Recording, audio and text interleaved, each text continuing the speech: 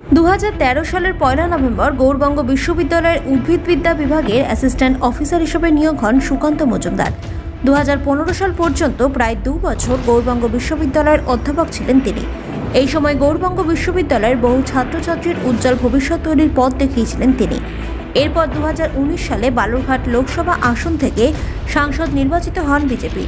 2024 লোকসভা নির্বাচনেও এই আসন থেকে জয়ী হন তিনি।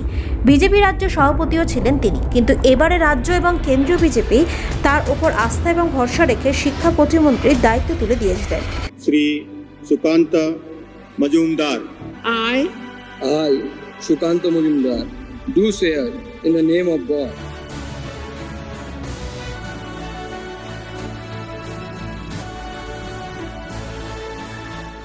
তিনি গৌড়বঙ্গ বিশ্ববিদ্যালয়ের অধ্যাপক ছিলেন, তাই কেন্দ্রীয় শিক্ষা প্রতিমন্ত্রী হওয়ার পর বিশ্ববিদ্যালয়ের শিক্ষা এবং পরিকাঠামো উন্নয়ন নিয়ে বেশ কিছু দাবি দেওয়া উঠতে শুরু করেছে।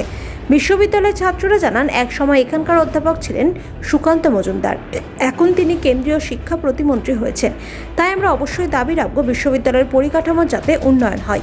জাতীয় স্তরে যে সমস্ত স্কলারশিপ রয়েছে সেগুলো বর্তমানে বন্ধ রয়েছে, সেগুলো যাতে চালু করা হয়। এর পাশাপাশি স্কলারশিপের টাকার পরিমাণটা বাড়ানো হলে ভালো হয়। তার সঙ্গে গৌড়বঙ্গ বিশ্ববিদ্যালয়ের পানীয় জলের সমস্যা থেকে পরিকাঠামোগত উন্নয়নের দিকে নজর দিলে খুব ভালো হয়।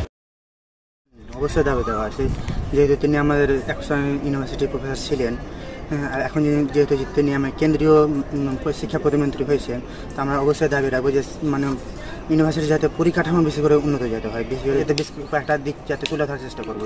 যেমন ধরেন যে আমাদের ইউনিভার্সিটির তরফে থেকে যে বিভিন্ন ধরনের মানে স্কলারশিপ যেগুলো আছে, বেশি করে কেন্দ্রীয় স্কলারশিপ বা জাতীয় স্তরে স্কলারশিপ, মাওলানা আবুল কালাম স্কলারশিপের মতো আরও অন্যান্য যে স্কলারশিপ আছে, সেগুলো স্কলারশিপ এখন বর্তমানে বন্ধ আছে। ওগুলো যাতে চালু করানো, বড় বড় যে হলগুলো আছে মানে ক্লাসরুমের হলগুলো, ওগুলোতে যদি একটু এসির ব্যবস্থা যদি করা যায় তো অবশ্যই আমাদের মানে গরমের দিনে করাটা মানে ক্লাস করাটা সুবিধাজনক হয়।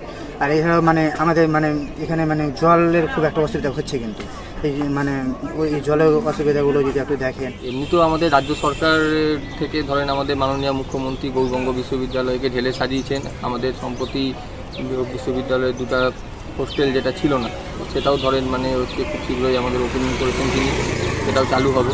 এমনি বিশ্ববিদ্যালয়ের পরিকাঠামো ঠিকই আছে এবং মানে ওভারঅল আমরা চাইবো যে উনি যদি কেন্দ্র সরকারের কাছ থেকেও যদি অর্থ এনে যদি আমাদের বিশ্ববিদ্যালয়কে আরও সহায়তা করেন, এটা আরও ভালো হবে আমাদের বিশ্ববিদ্যালয়ের। দাবি দেওয়া বলতে প্রথমেই ডক্টর প্রফেসর সুকান্ত মজুমদারকে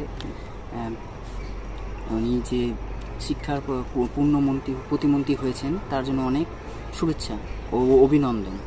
এবং তিনি যে মানে কেন্দ্র সরকারের বিভিন্ন শিক্ষামূলক নীতির সাথে রাজ্য সরকারের শিক্ষামূলক বিভিন্ন যে নীতিগুলো সেগুলো উনি উভয় রাজ্য এবং কেন্দ্রের সাথে মিলে যে সেগুলো সফলভাবে যাতে তিনি সফলমণ্ডিত করেন এবং শিক্ষা ব্যবস্থাকে যাতে উন্নয়ন করতে পারেন, সেটাই আমরা চাইব। এবং গৌড়বঙ্গের বিভিন্ন রকম যাতে ভবিষ্যতে আরও উন্নয়ন হয় এবং যেগুলো সামান্য যেগুলো অসুবিধা আছে সেগুলো যাতে রাজ্য সরকারের সাথে বসে ঠিকঠাক করে, সেগুলোই আমাদের প্রাক্তন ছাত্র হিসাবে আমাদের সেটাই দাবি।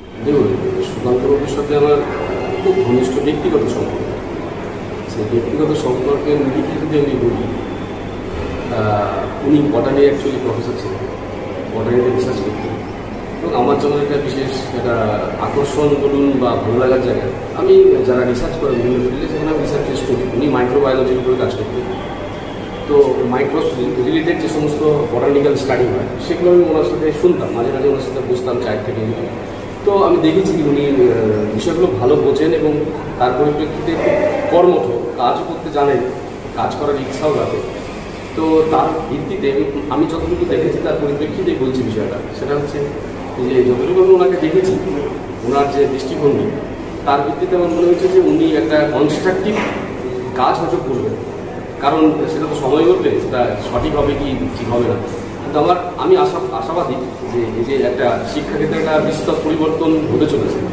আপনারা নিশ্চয়ই শুনেছেন ন্যাশনাল এডুকেশন পলিসি 2020 থেকে ইউজিসি একটা সার্কুলার করেছে এবং গোটা ভারতবর্ষে এটার পরিবর্তন আমরা শিক্ষাক্ষেত্রে দেখতে পাচ্ছি।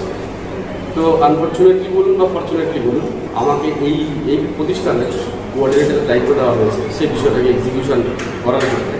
তো এই বিষয় নিয়ে ফিল্ড নিয়ে আমি যখন কাজ করতে গিয়ে আমার মনে হলো যে এটা একটা বেশ ভালো একটা অপশান বা অপরচুনিটি, কিন্তু অনেক শর্টকামিংস, অনেক চ্যালেঞ্জেস আছে। সে ঠিক আছে, এবার সেই শর্টকামিংস চ্যালেঞ্জগুলোকে ওভারকাম করার পরে যদি এইটাতে কিছু কনসেন্ট্রেট করা যায়, তাহলে একটা সোশ্যাল মানে ইমপ্রুভমেন্টের জায়গা কিন্তু আমরা স্পষ্ট করে দেখতে পাবো। তো তার পরিপ্রেক্ষিতে আমার মনে হলো যদি যেরকম ওনাকে আমি দেখেছি একটা পজিটিভ আউটলুক বা একটা পজিটিভ দৃষ্টিভঙ্গিটা ছিল অ্যাজ এ অ্যাকাডেমিশিয়ান, হ্যাঁ, সেই দৃষ্টিভঙ্গিটাকে যদি তিনি ফলো আপ করেন, তাহলে আমার মনে হয় সেক্ষেত্রে একটা যথার্থ উন্নতি হবে, এই আশায় রাখছি সহকর্মী হিসেবে। ব্যুরো রিপোর্ট, প্রথমে বাংলা আপডেটস।